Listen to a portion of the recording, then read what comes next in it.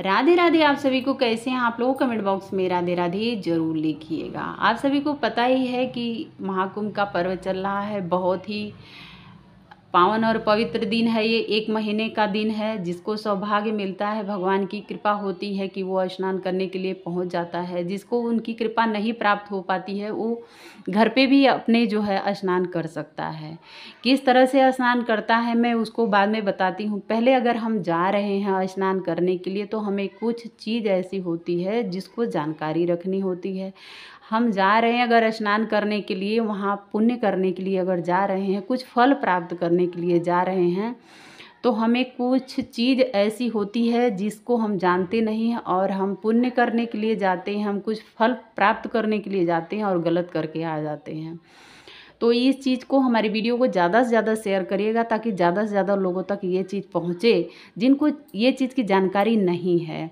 क्योंकि बहुत लोगों को इस चीज़ की जानकारी नहीं रहती और बहुत लोग जानते भी हुए हैं, समझते भी हैं, लेकिन वो गलत काम करते हैं।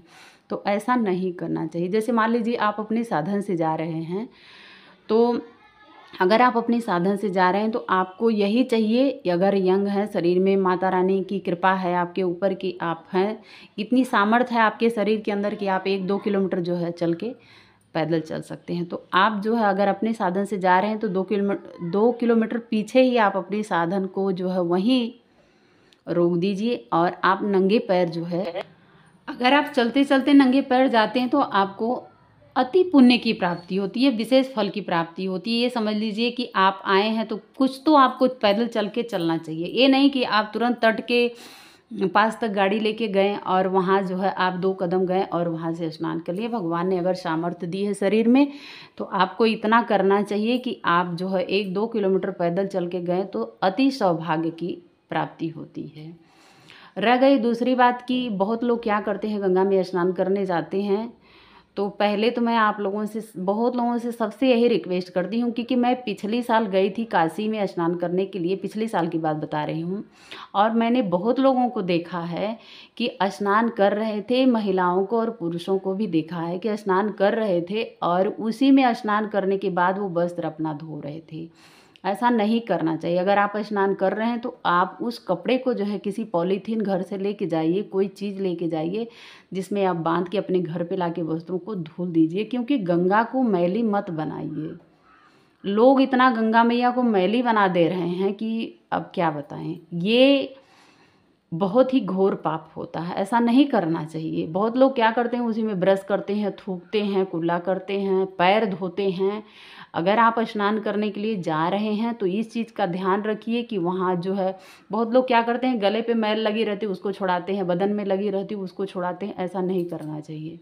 अगर आप स्नान करने जा रहे हैं तो आप गंगा जल से स्नान करिए, करने के बाद आप निकल जाइए। लेकिन ये सब जो है फालतू चीज़ें उसमें नहीं करनी चाहिए। गंगा मैया इतनी पवित्र रहती हैं लेकिन लोग उनको जो है मैली बना देते हैं। गंगा मैया पाप धोती हैं, मैल नहीं धोती हैं किसी की।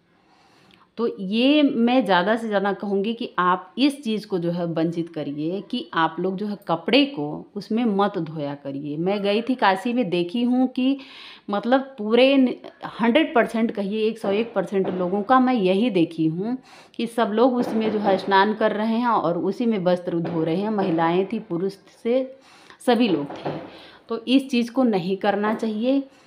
और जब आप स्नान करने जा रहे हैं, गंगा तट पे पहुंच गए हैं, तो गंगा मैया से जो है हाथ जोड़ के, हाथ में संकल्प लेके तब जो है गंगा में स्नान करना चाहिए। हे माता रानी, मुझे इतनी सामर्थ्य दीजिए, मैं आपके स्नान के जिस काम से आया हूँ मैं, वो मेरा पूर्ण हो।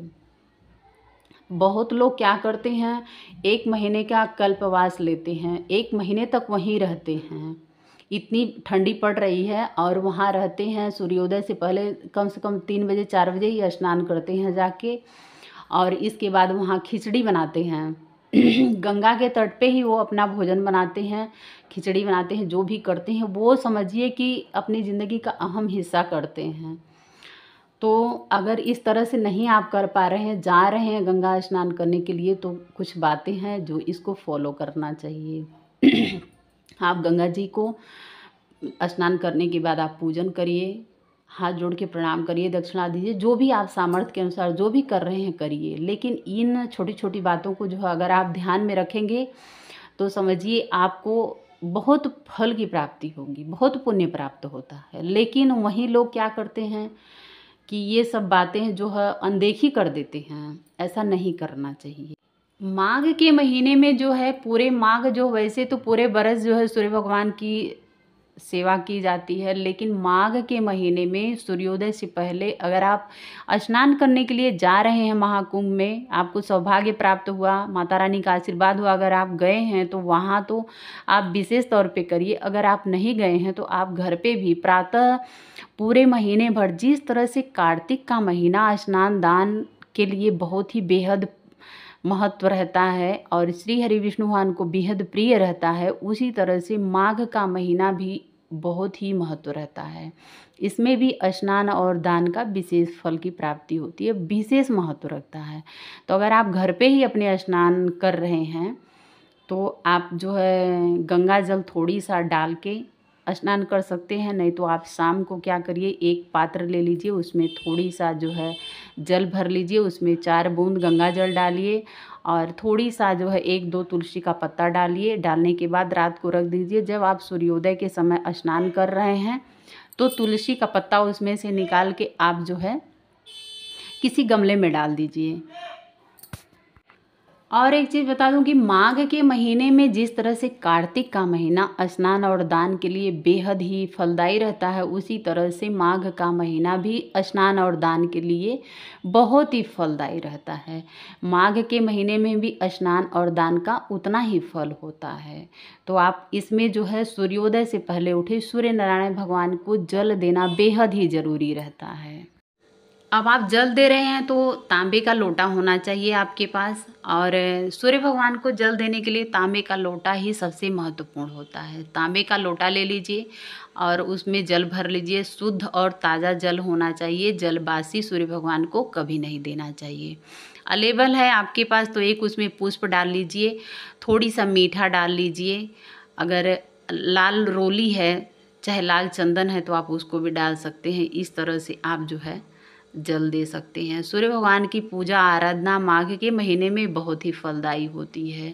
श्री हरि विष्णु भगवान को ये महीना उनको बेहद प्रिय होता है। इस महीने में स्नान दान पूजा पाठ धर्म जितने भी कार्य रहते हैं, किया गया कार्य जो है बहुत ही फलदायी रहता है, इस महीने में करना चाहिए।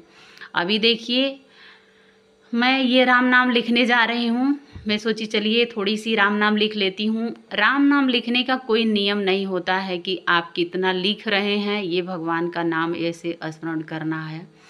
इसकी इतनी बड़ी महिमा है कि राम के नाम का कितना भी आप गुणगान करें, महिमा इसकी असीम है।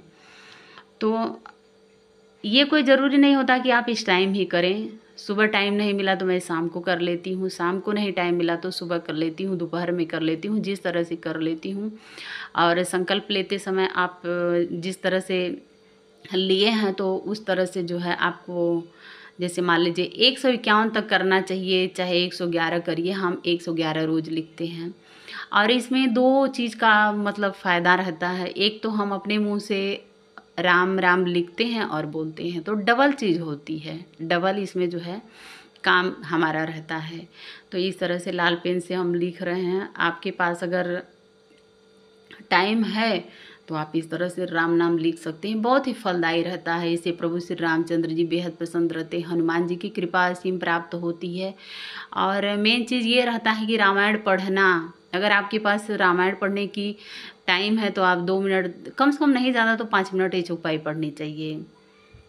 नहीं रामायण पढ़ रहे हैं तो राम नाम लिखना चाहिए। हाँ, ये ज़रूरी नहीं कि आप राम नाम ही लिखें, राधे राधे भी लिख सकते हैं, ऐसा कुछ नहीं है। अगर लिखना है कोई एक चीज़ लिखना चाहिए, जैसे अपनी ज़िंदगी में एक चीज़ कोई उतार चढ़ाव लाओ जिससे हम प्रभु के मतलब करीब पहुँचें। हमारा मुख्य ध्येय रहता है कि कुछ ऐसा काम करो जिससे भगवान के हम करीब रहें। जिस तरह से एक बच्चा अपने माँ के करीब रहता है, उसी तरह से ये समझिए कि हम कुछ ऐसा कार्य करें कि जिससे हम भगवान के समीप रहें। तो ये आसान सा तरीका है। अगर आपको मान लीजिए टाइम है तो आप कर रहे हैं, किसी भी टाइम कर लीजिए, रात को करिए, दिन को करिए, कोई प्रतिबंधित नहीं है। भगवान का नाम लेना किसी भी टाइम ले सकते हैं। और जैसे आपका शरीर अशुद्ध है उस टाइम जो है आप जितने दिन छोड़ दिए हैं, महिलाएं हैं तो, पुरुष हैं तो उनके लिए तो पूरी बरस जो है फ्री रहता है।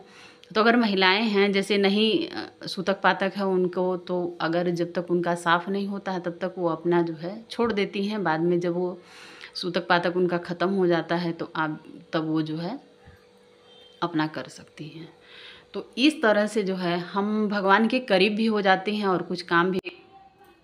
तो इस तरह से हम जो है पूरा राम नाम लिख लें। अगर हमारी वीडियो आप लोगों को ज़रा सा भी अच्छी लगे तो हमारे चैनल को लाइक करें, शेयर करें, सब्सक्राइब करें, बेल आइकन की प्रेस को ज़रूर टच करें, ताकि जो भी इसके जानकारी के निमित्त, पूजा पाठ के निमित्त जो भी मैं वीडियो डालती हूँ इसके रिलेटेड आप लोगों तक उसका नोटिफिकेशन ज़रूर पहुँचे। तो थैंक यू, राधे राधे। मिलते हैं आप लोगों से एक नई जानकारी के साथ, एक दूसरी वीडियो के साथ। इस तरह से मैं 2 दिन छोड़ दी थी, तो आज का दिन तो हमारा पूरा हो गया। अब जो बाकी बचा था उसको मैं जो है पूरा करने वाली हूँ। तो राधे राधे, आप सभी को मिलते हैं दूसरी वीडियो में।